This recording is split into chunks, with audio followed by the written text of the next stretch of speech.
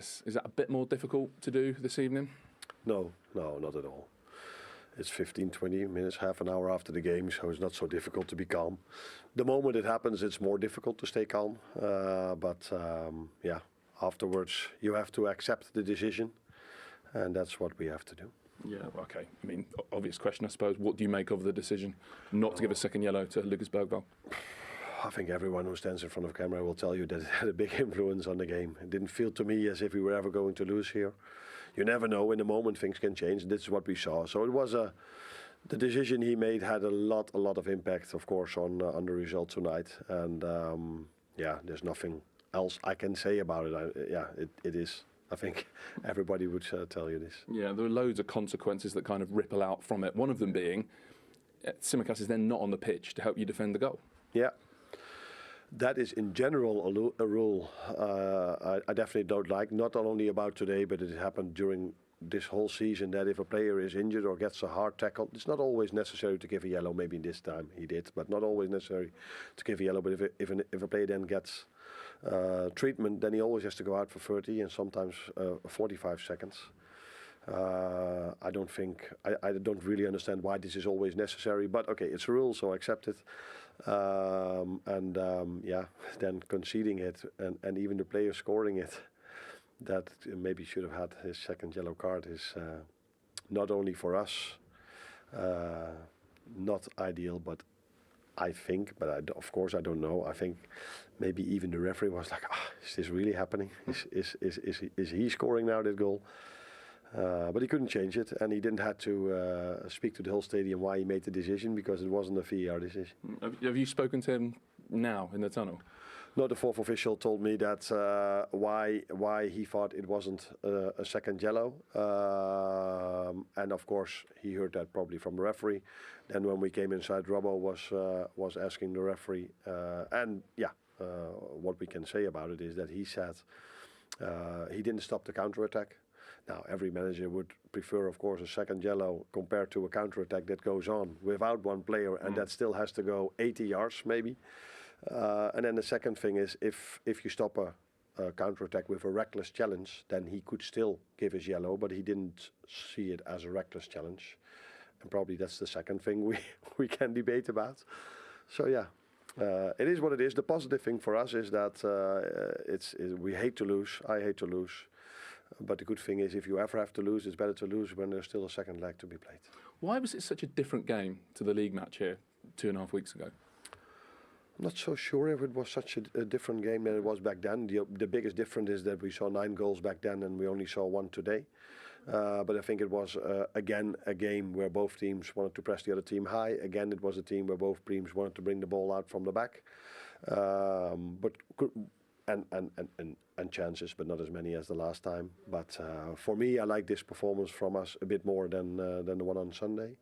But it's also a completely different game, facing a team that wants to play the ball out from the back, facing a team that plays with 4 attackers instead of 2, facing a team that presses high instead of a low block. So, yeah, that's also completely different than last Sunday. In possession, would you say tonight, not quite at your best, or is that down to what you've just outlined with the way Tottenham press, the number of attackers they have? Sometimes if you play with more attackers, that doesn't help you. Not always in the way you press and in defense. So that's probably not the excuse. But we always knew that they would come up with a reaction after the 6-3. We always knew how important this is, not only for the players but also for the fans over here. So we could expect maybe something else. But I do agree with you. We probably played one of our best, maybe the best game against Tottenham 2 weeks ago, and we're hoping to reach this level every single time, but that's not going to be easy. That's also not going to happen in the upcoming 20, 30 games we're going to play.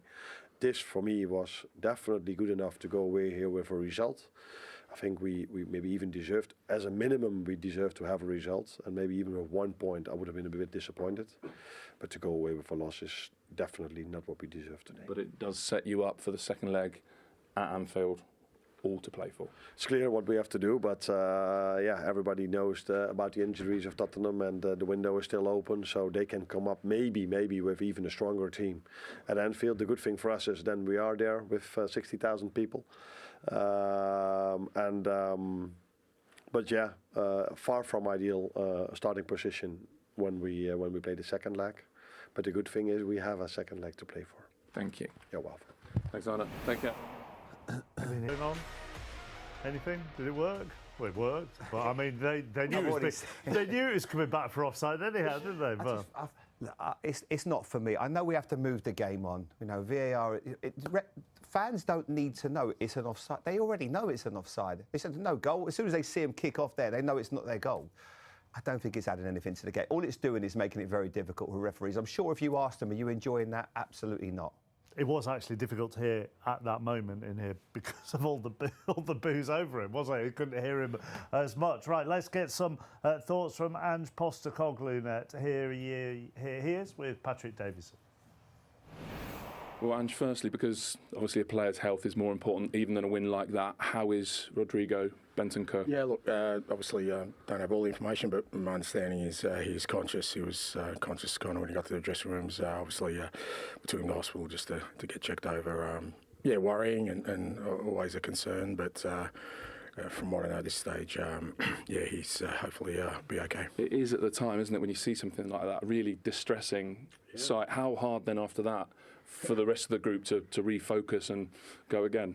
It's just our lot at the moment, you know. We're having to deal with adversity all the time. We started the game awfully well, you know, almost scored just before that moment, and then you know, obviously we lose a key player, and in those kind of circumstances. So, but you know, this lot are nothing if not resilient. They just keep going, and they did today. Yeah. So to the game, you said in your pre-match, whatever energy they've got, they will give it. They absolutely did, didn't they? Oh yeah, absolutely. They have been, and it's incredible when you think of, you know, we've got a couple of 18-year-olds out there, one playing out of position, you know, a left back who's not a left back, a goalkeeper making his debut. The boys gave everything. You know, we had to work hard, and even at the end of the game, they've put on some significant talent. You know, we can't make those changes, but the guys kept going, and we've got a deserved goal over it. Yeah, your goalkeeper, young goalkeeper, 21, Antonin Kinski. I mean, he's going to fit right in, isn't he? What a confident lad. Yeah, no, we kind of sensed that.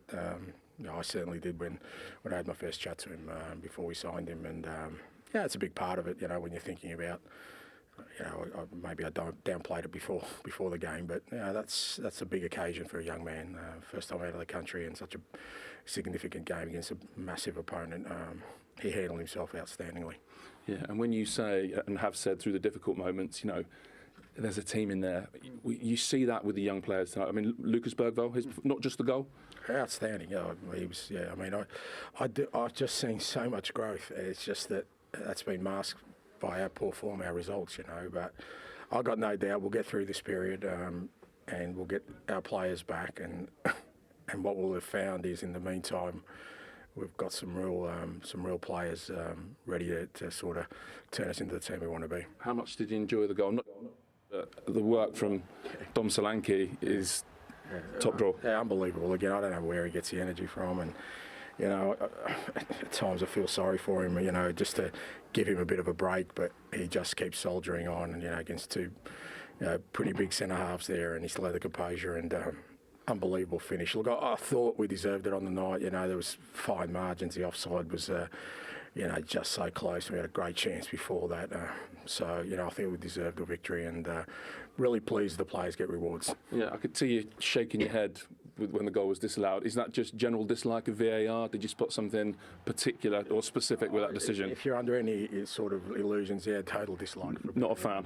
Yeah, no, that hasn't changed. And if people think that announcement tonight added anything to the game, I'm sorry.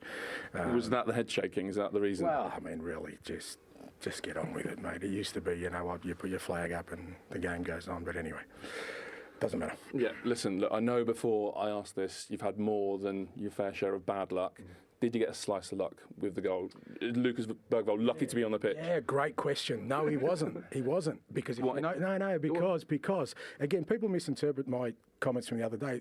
The rule is, and we've been told for quite a while now, that if advantage gets played, as long as it's not a cynical tackle, then the yellow card doesn't, because we've been screaming for it for the last 2 months. It's happened to us consistently. Have a look at our games. And we've asked the officials, and they've said, if we play advantage, as long as it's not a cynical tackle, then the yellow card doesn't get paid. Now, to me, that was pretty clear. Okay, so it's lucky you didn't get your way and no one listened then. No, I'm saying, well, that's the rule. So we had to cop it for the last 6 weeks, and we kind of abided by the rules today. So given the context, everything around, I know it's only half-time, but this goes down as a special night, doesn't it? It does, because the players get rewarded for, you know, what they've been through for the last 2 months. And, yeah, you're right. We haven't sort of done anything. It's only half-time, and, you know, going to Liverpool's not easy. But just that feeling of having a really strong victory against a top opponent, I want the players to feel good about it, because, you know, they've put in a massive shift this last couple of months with little reward, and it hasn't been through the want of trying. And that second season trophy just a little bit closer. All right, yeah, well, you know, people can keep sort of mocking me about it. I'm absolutely not doing that. We'll see. All right, thank you. Thanks, mate. Thanks, mate. We're not sure, are we, about this? I'm If pretty you play sure. advantage. I think he's got that wrong. Yeah. I think you are. Yeah, that's what I mean. We're It's not sure It's about not usual boys. to go back and book somebody, but referees certainly can do that. And it was definitely a second yellow card. But you know, he's obviously spoken to someone. I think when you speak to referees, I think most of them would say that I've seen it happen, and I think that's probably what ends up saving him, the fact that a lot happens after that. But I think if everyone would say that is a second yellow card. It's a cynical tackle. I thought he might have come out and said he was unfortunate to get the first one, not the fact that. I mean, for me, it was a clear second yellow card. The second challenge was a yellow card, so that was a surprise for me. I thought he might have gone down the first one. Yeah. That's the first one. I mean, the other thing with what he said was, unless it is a cynical tackle, you could argue that that is a cynical tackle. You could argue, couldn't you, Izzy? It's a very cynical tackle. We're trying to stop a he's counter-attack. stopping a counter-attack, but you can see it happening before it happens, because you know that he's already on a yellow card and you think he's actually going to get sent off here. And even after the play resumed, you just see this happening a mile off. He's trying to stop Tsimikas. He's on a high. He's had a fantastic game. It's a late challenge. Yes, it's a yellow card. It doesn't get given, and then ironically he goes on and scores the winner. Just one final thing on Tottenham. When we look ahead to the second leg, and we mentioned it earlier, there are a lot of players who've been missing tonight and have been missing recently. Suspension, injuries, illnesses. Several of them will be back for that second leg. Yeah, and that is huge. I said they couldn't win the tie tonight, but they could lose it, and I believe that. I mean, tonight was. You also said it'd be 6-0. No, I said. No, I was here when it was 6.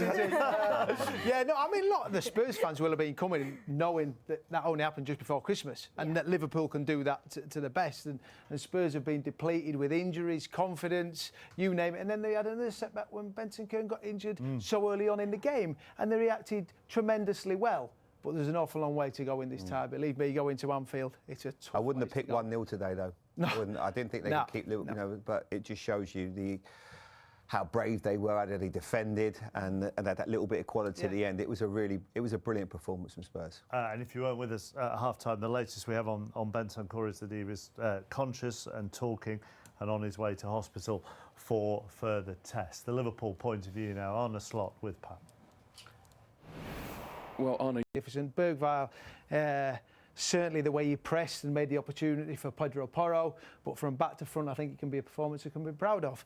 But it is only halfway, and I don't see Liverpool playing like this at Anfield in the first week of February when the second leg is. It's amazing though, football, isn't it? When you feel how aggrieved Ange was the weekend, and then all of a sudden we roll it on 3 or 4 days, and then you get that today. The emotion that you have to go through as a manager, and then you get that little break. Sometimes you need that. You need a bit of luck in football. Yeah, you see the handball situation at the weekend, and after it, he's blaming the referee. When I wasn't too sure tonight, they're on the right side of one. Decision. Exactly. You know, football's a game of fine margins at times, and tonight they can probably count themselves a little bit fortunate with that decision. But then on the other hand, I think you'll be proud of the performances. I just don't think Stuart wants to go back on the mic again. It feels like Gladiators. Well, Gladiators. That was a momentous moment as well. Let's get some reaction from the Spurs camp, shall we? Dominic Solanke is alongside the man who made his debut tonight, Anthony and Kinski. Get booked for the first. guys, well played. Anthony, a special night for all concerned with Tottenham. For you, maybe even one of the best nights of your life? Yeah, definitely. I would say I'm a big dreamer. I always make my own visions of the future, but yeah, probably this dream, I have never dreamt this one. So yeah, amazing, and I'm really happy for the whole club, because I came 3 days ago and everything works so good. All the people are kind, so yeah, I'm so happy for me, definitely, but also happy for them and for the whole team that we made it. But still, yeah, just the first leg. Dom, so you've lived something like Anton's lived tonight, you know, coming into a big club, having to make a debut, the nerves and anxiety that come with it. How well has he done this evening? No, it was phenomenal, honestly. To be fair, he came, 3 days ago, 1 or 2 training sessions with us, and to look that comfortable out there, that confident, yeah, can't give him enough credit. Thank you. I mean, you probably don't even know all the lads properly yet, do you? Yeah, but I have to give the credit to him, you know. But yeah. Why? Because I haven't played with a better striker so far. Yeah, I'll tell you what. Are we red or no? Yeah, I mean, I tell you what, was it the first touch? Was a flick over Jota's head? I mean, you've got to have some confidence to do that, Dom, haven't you? Yeah, no, for sure. Like I said, he looked like a natural out there, like he's been training with us, playing with us for years. So, yeah, especially at his age as well, to come in and have the impact he did so soon. This is a big credit to him, and yeah, to have him at the club now is great for us. We're going to need him. Got a lot of big games coming up. Still a lot of games left of the season, so yeah, hopefully we can achieve something special. Yeah, it looked very emotional at the end. Who were you hugging? It was my sister, because yesterday I got to know that there is a possibility of me being in the goal today, so I called them immediately, and my sister came, her boyfriend, and my parents. So I was so happy to have them here in such a special night. Was that because your dad was a goalkeeper as well, played for Czech Republic? Was that him just behind your sister? Yeah, it was him. It was him. Yeah, I hope he's proud. Yeah. Oh, I'm sure he is. That's the thing, isn't it? I mean, you know it as well, Dom. It's not just a special night for you. It's the whole family. Yeah, definitely the whole family, because yeah, my grandfather was also a goalkeeper, so he was watching as well, definitely. So I hope they are all happy, and I'm happy for them. Lastly, Dom, talk us through your highs and lows tonight. 76th minute, I think, looks like you put Tottenham 1-0 out and it doesn't happen. And then, what a hand you had in Lucas winning the game for you. Yeah, that's the only thing I don't really like about VAR when I score. When it takes your goals away. Yeah, exactly. It's a bit of a killer. Looked quite close, to be honest, so a bit unlucky with that one. But yeah, we managed to still get the goal. It's a great ball from Pedro, and yeah, I had to get there first, use my body and play Lucas, and it was a great finish from him as well. Well played, both of you. Brilliant. Thank you. Thank you. Well done, Anton. He was very happy at the end. He's confident, isn't he? Lovely reaction with Postacoglu. And then, as we heard, into the crowd, that's his sister, and his family was there as well. And he comes from good goalkeeping stock. Dad a goalkeeper, grandfather a goalkeeper. What? It's just a great story, isn't it? Yeah, very, very proud moment. As you say, he's only been in the building 3 days, and then to go out onto the big stage and get the opportunity at 21. I mean, Spurs have needed a goalkeeper. You know, Fraser Forster, the experienced number 2, has come in. Obviously missing at the weekend with illness. You know, so it was a big night for him, and he didn't disappoint. He certainly excelled. He went out there with an enormous amount of credit, confidence, belief in his own ability. And this boy didn't disappoint. I mean, you see just there, he catches it, sees it was Jota coming in. Everything he did, even here closing the angle, I thought this was a great save with Núñez. He stands big, gets his arm up. I was just, yeah, he used class, he used confidence, he did everything in his own time, and a real proud night. Great save, that one. Yeah, great save. You can imagine, I mean, as a kid growing up with obviously his dad was a keeper, his granddad, I mean, they probably didn't do a lot else. But it's great, you know, they are catching oranges in the house. I mean, you get genuinely, like, that would have been what it was like in that household. Yeah. That he's been... It's a lovely insight into what footballing families do, isn't it? He's been born into the game, you know, and it gives you... But even what I like all of that. I like what you just shown there, but I also like how he was with everybody when he walked off, and he's high-fiving people. He's obviously got a nice way about him. He's enjoyed the moment. I mean, he's an incredible talent. 21 years of age. He needed a bit of luck, obviously, with Trent's shot when you get one of your centre-backs gets in the right position for you. But all in all, what a debut for him. But also, what we expect from goalkeepers now, and particularly what's expected from them here, and to only have those 3 days and to understand where the position of your teammates are when they need you to have the ball at your feet. That's where the credit is. Yeah, as well. I think it's common knowledge now in modern football that goalkeepers need to be able to play with their feet, and you know he's not had enough time to. He's obviously been recruited at Tottenham for a reason. You know, he's clearly got a huge amount of potential, but he's clearly got a huge amount of ability right now in the moment, and he showed it tonight. Confidence. He's got probably one of the best front threes in the league, if not Europe, pressing him tonight in terms of Salah, Jota, Diaz when he came on, Núñez, Curtis Jones adding to that press, and he just looked confident. It was fantastic to watch. Did your dad used to throw oranges at you for you to Keep them up. We will hear from both managers on the way Tottenham winning the first leg here by a goal to Arne Slot not happy with various things tonight. I think Ange Postecoglou might be a little bit happier than he was at the weekend. See you after the break.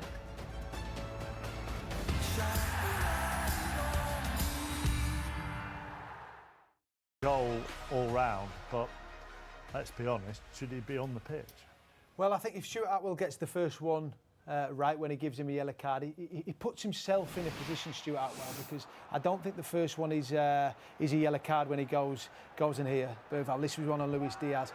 The only thing I would say with Bergvall, it gives Stuart Atwell an opportunity, a decision to make, and I think Stuart Atwell got that one wrong. I don't think that was it, the yellow card. I mean, when we go to the second one with Tsimikas, I've got no defence for Bergvall. I think that was this one here. You see he lunges, he catches Tsimikas, and that one should have been a yellow card. If he gets one right, one wrong, you can't even it up. And Liverpool are certainly punished off the back of that with a few seconds later, the ball in the back of the net. Very difficult for anybody to understand, isn't it? How if you get booked for the first one, you don't get booked for the second. And the second one there is worse than the first one, which doesn't make a lot of sense. And you can see Bergvall running off, you know, with his head between his tail between his legs, if you like. Because if you look at that one there, it's rash. And when he's starting to get closer to Tsimikas, you're kind of cringing because you know a yellow card's coming, and then the referee doesn't give it. It's baffling. He plays the advantage, and we are fully expecting him to go and find Bergvall. And Bergvall goes over the other trying to side. hide, but it has a monumental effect on the rest of the game, because what then happens, he has to come off for treatment, then that leaves Liverpool with 10 men. So you can see him here, he has to come off for 30 seconds, that's the rules. So not only do you still have Bergvall on the pitch, Liverpool now have to play with 10 men. And you can see that it obviously changes the shape of the team. You've got Endo and Virgil van Dijk. You've got Diaz playing now as a left-back. And it just has a huge effect. But what I will say is Spurs certainly make it count. It's a brilliant piece of forward play. He gets hold of it and he plays Bergvall in, who's the one that he's the villain for Liverpool, and he becomes obviously the hero for Tottenham Hotspur. A brilliant piece of play from their perspective. But if you are a Liverpool player, Liverpool coach, Liverpool fan right now, you are thinking, how on earth is he on the pitch? And not only that, why is our left back not on the pitch? They are absolutely seething here. But that's a great goal. Oh, take nothing away from the goal. He's absolutely magnificent, who I thought absolutely worked his socks off. Not just that, he's been like that all season, a lone striker, running in. He then gets his body between him and Kanate, so he can't get it, and then he sees the run from Bergvall. But I can understand Liverpool's frustration. You'd be fuming, wouldn't you? Once the first yellow card has been given, and then you see the tackle on Tsimikas, if that's the other way, you want in the second yellow card, without a shadow of a doubt. I mean, the ridiculous thing about it is we constantly demand consistency, and we sometimes think, well, different referees referee games in different ways and so on and so forth, and we'll view... But the challenges are virtually identical within 10 minutes of each other in the same game with the same referee.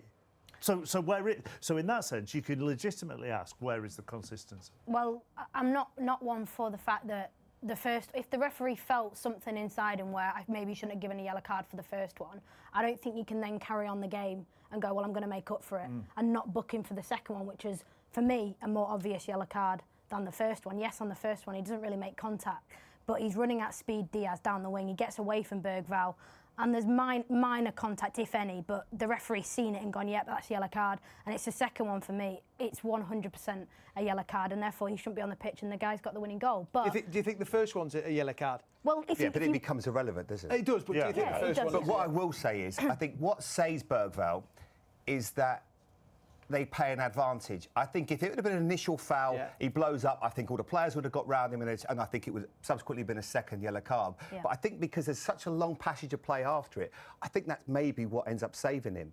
Because you think, OK, so much has gone on. But I was always amazed that Liverpool players didn't make more of a fuss about it. They sort of almost let it go. Well, they did go and question the referee at the end, Virgil van Dijk in particular. And you can see him saying it's a second yellow, it's a second yellow. Let's hear from the Liverpool captain with Patrick Davison. Virgil, we saw you talking to the referee at the end. Probably don't need to be a detective to work out what it was about, but can you give us an outline of what you said? Listen, I think it was quite obvious that it was going to be a second yellow. Obviously, I think it was pretty clear, and it was a coincidence. Then a minute later, obviously, he scores the winner. But listen, it is what it is. He made a mistake in my opinion, and I told him that. And he thinks maybe he didn't, but it was quite obvious, I think, and everyone on the sideline knew exactly that it was supposed to be a yellow. Yeah, I mean, on top of the fact that, I think everyone would agree it should have been a second yellow. Am I right in thinking you were then without Tsimikas on the pitch at that second that the goal goes in? I have no idea. Obviously, it goes quite quick. The fact is that he should have been off. I think there's a linesman there, there's a fourth official there, there's VAR, there's the referee. And he doesn't get a second yellow. I'm not saying that this is the reason why we lost, of course, tonight. But it was a big moment in the game. Okay, what was the reason then that you lost? Obviously, you play against an intense team with good attacking players. They can make it difficult, you keep running. I think we created good moments, good opportunity at times. Not really clear-cut chance in my opinion. But still enough that we could have scored. Unfortunately, we didn't. It's quite cliche, but it's half-time now, and I'm looking forward to the game back at Anfield. As a team, would you say a level or two below your best tonight? A level of 2, I'm not sure a level of 2, but obviously at times I think we could have done better. But that's part of football as well. You try to play your best game ever, every one of us, and at times we played through them nicely, and we created some 1v1s on the side and some dangerous moments. But they were able to defend it much better than they did when we played a couple of weeks ago. We move on. We take it on the chin. Like I said, it's half time, and we have another 90 plus minutes to go. And like I said, I'm really looking forward to that. Thank you, Virgil. You're welcome. Thanks for coming out, mate. I suppose, that decision aside, bigger picture, they weren't at their fluent best tonight. No, they were very average today. Let's be totally honest. I think they didn't have that spark. The game first half was very difficult. Never really got any flow. Bentancur was obviously had his injury.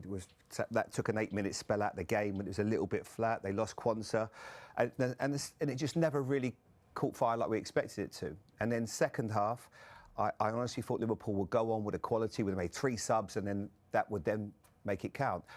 I think you certainly have to congratulate Tottenham. They have taken an enormous amount of stick, as Michael says, this season. The manager's been questioned by pretty much everybody.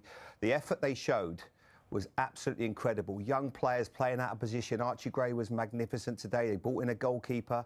I thought it was a really impressive performance from Spurs today, under real pressure and intensity. After losing the weekend, I thought they were excellent.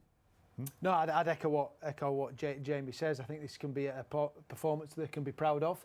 I think they got Liverpool on a night when they weren't at the best, nowhere near the best. As I said, when they came here and beat Spurs 6-3, that was demoralising for them. And Ange, that's question after question.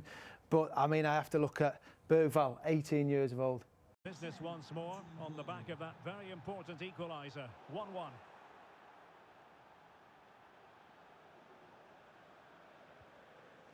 So deflection, and it will be a throw-in. Well, what can they do to stop him running at them?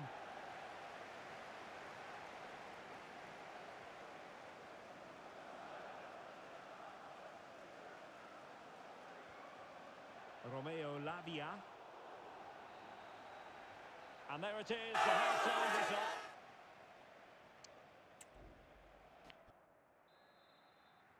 So the beginning of the second half here at Stamford Bridge.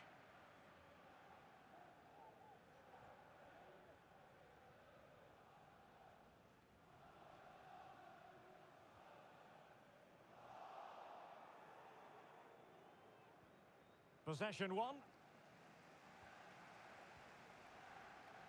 Mudryk. Being egged on by the crowd. And a goal to re-establish their advantage. Just look at the celebrations.